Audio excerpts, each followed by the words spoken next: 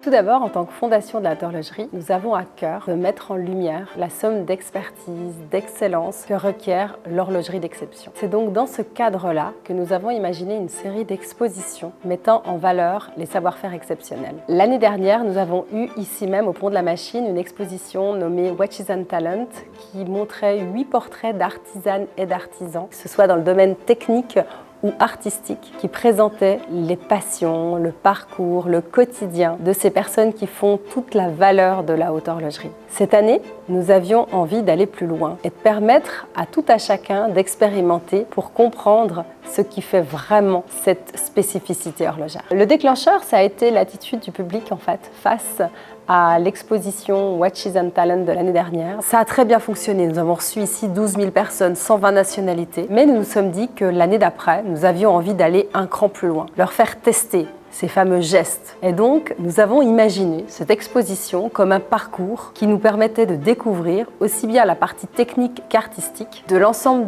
des expertises que constitue l'horlogerie et la haute horlogerie. La Fondation de la haute horlogerie a pour but de faire comprendre qu'est-ce qui fait la valeur d'une montre. C'est toujours fascinant de réaliser à la fois la somme en nombre de techniques, mais également le niveau d'exigence de chaque expertise. C'est la façon dont la Fondation de la haute horlogerie pense devoir exercer sa mission. En 2019, les savoir-faire en mécanique horlogère et en mécanique d'art ont été inscrits sur la liste du patrimoine immatériel de l'UNESCO. Ce qui signifie que la communauté doit s'assurer de la transmission des savoir-faire à sa propre communauté. Et c'est complètement dans cet esprit-là que la mission de la Fondation de la haute horlogerie s'inscrit, et plus indirectement, la mission de cette exposition. Le fait d'être ouvert au grand public, mais aussi aux Suisses, aux Genevois, découvrir les gestes horlogers, va créer des vocations. L'année dernière, nous avons regardé dans les statistiques, dans les 12 000 personnes qui avaient foulé le sol de cette exposition, plus de 50% avaient moins de 40 ans. Nous nous sommes dit que nous avions la chance d'avoir un public relativement jeune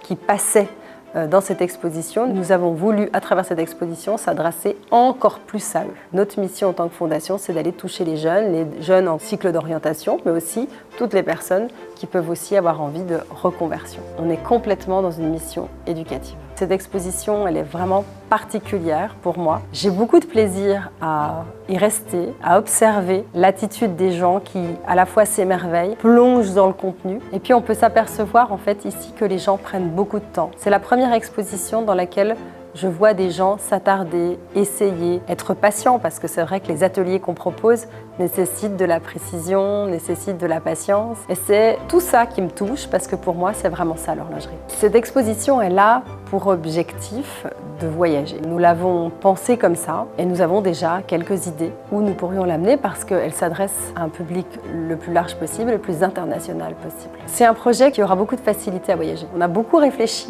pour lui trouver un nom, et puis finalement, après des heures de réflexion, nous sommes revenus à Watchmakers, mais attention, Watch, plus loin, Makers, les faiseurs de montres. Ce qui est très touchant, c'est de voir l'émerveillement. Et quand on lit le livre d'or, c'est exactement ce qui transparaît. Bonjour à tous, je suis Emmanuel Schneider, directeur des contenus à la Fondation de la haute horlogerie et commissaire de l'exposition Watchmakers. Je suis ravi de vous faire découvrir cette exposition expérientielle en plein cœur de Genève sur le Pont de la Machine. Suivez-moi! Alors on a voulu découper cette exposition en 5 chapitres. Un chapitre introductif qui présente l'horlogerie mécanique. Un chapitre sur le fonctionnement d'un mouvement mécanique. Ensuite on a un chapitre sur les finitions décoration, ce qui va vraiment faire la beauté d'un mouvement. Et puis on a basculé naturellement sur les métiers d'art. Les métiers d'art qui viennent principalement orner tout ce qui est cadran. Et enfin on termine l'exposition avec une ouverture sur les technologies de demain qui seront au service de l'horlogerie mécanique.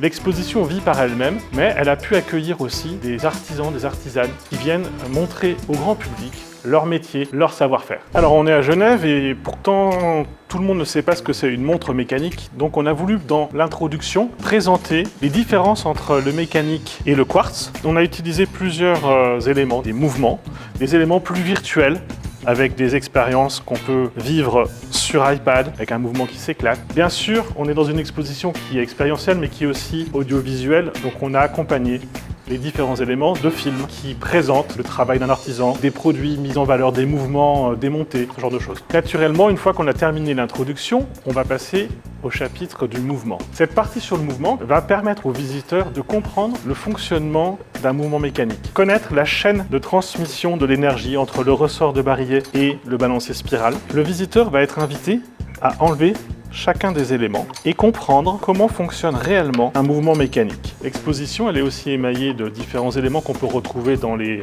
établis d'horloger, tels des tournevis, la cloche. Et puis on peut passer à d'autres expériences, comme par exemple cette maquette puzzle horloger, qu'on peut là aussi complètement défaire. L'idée ici, c'était de montrer un petit peu la construction d'un mouvement et de passer d'un mouvement en ligne, comme vous avez pu le voir sur la maquette avant, à un mouvement dont on a un peu plus l'habitude, qui est plutôt circulaire. On voit des maquettes, on comprend les choses, mais quand est-ce qu'on expérimente réellement? Alors c'est l'objet d'un des premiers ateliers de cette partie, qui est le fait de vous faire visser et dévisser des vis, mais pas n'importe quelle vis, des vis horlogères, en utilisant le bon tournevis et bien sûr l'indispensable loupe de l'horloger. On a ici une présentation de deux mouvements qui battent à différentes alternances. C'est intéressant de venir les écouter pour entendre le son du temps. Et puis on bascule ensuite sur un univers particulier qui est celui des complications. Donc une complication, c'est tout ce qui est en plus de l'heure, de la minute et de la seconde. Donc ici, on va avoir la présentation d'un calendrier perpétuel et d'une phase de lune. Et ensuite, on arrive sur des maquettes qui présentent une lecture différente du temps, soit avec des disques,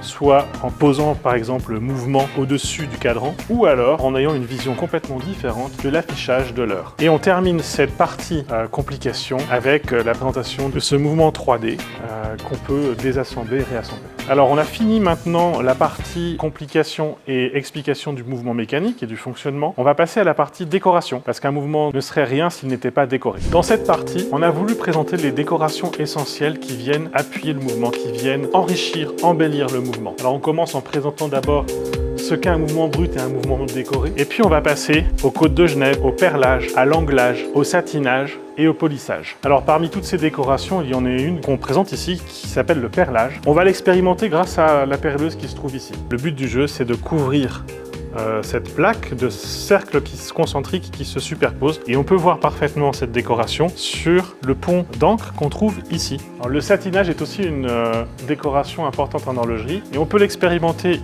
aussi ici. À force de patience, on va arriver à faire un satinage qui couvrira toute la pièce. Alors bien entendu, comme on ne peut pas présenter toutes les étapes et toutes les façons de faire des finitions et décorations, on a pu s'appuyer grâce à nos marques partenaires sur des films qui présentent des gestes ou des portraits d'artisans que vous pouvez trouver sur ce genre d'écran ou alors sur un mode plus contemplatif, sur ces écrans en 9/16e, qui vous présente les gestes. Alors cette quatrième partie va venir explorer un univers à part, l'univers des métiers d'art. Ces métiers qui sont si particuliers et si importants dans l'horlogerie, qui viennent décorer le mouvement, ou le cadran, ou la boîte, ou les trois, sont vraiment des métiers qu'on veut préserver, sauvegarder. Ces métiers rares, on en présente quelques-uns ici, que ce soit l'émaillage, le guillochage, la peinture miniature, la marqueterie, la gravure ou le sertissage. Alors on a pu compter sur l'appui de nos marques partenaires, notamment pour nous prêter une guillocheuse. C'est quand même pas courant d'en voir une dans une exposition. Et on voit aussi le résultat à travers ce binoculaire qui est ici, qui vous permet de voir les différentes étapes de guillochage d'un cadran. Dans d'autres métiers d'art, on a pu avoir quelques composants, quelques éléments qui vous permettent de comprendre comment sont faits ces cadrans. Dans cet atelier, vous avez un cadran en puzzle de malachite à refaire, en format XXXL. C'est assez intéressant de pouvoir s'asseoir calmement sur la table et puis de repositionner ces éléments, tout comme le ferait un marqueteur, mais à une échelle beaucoup plus grande. Enfin, ce chapitre se termine par l'expérimentation du sertissage, où le visiteur va pouvoir prendre ses pierres et il va devoir venir les repositionner correctement sur le support. On a la joie de terminer l'exposition en présentant des technologies, des matériaux qu'on pourrait croire venus du futur, mais qui sont des matériaux bien actuels, utilisés dans l'horlogerie, que ce soit du plastique recyclé, du silicium ou du carbone, et que ces matériaux viennent vraiment appuyer les technologies traditionnelles de l'horlogerie pour encore plus de beauté du temps.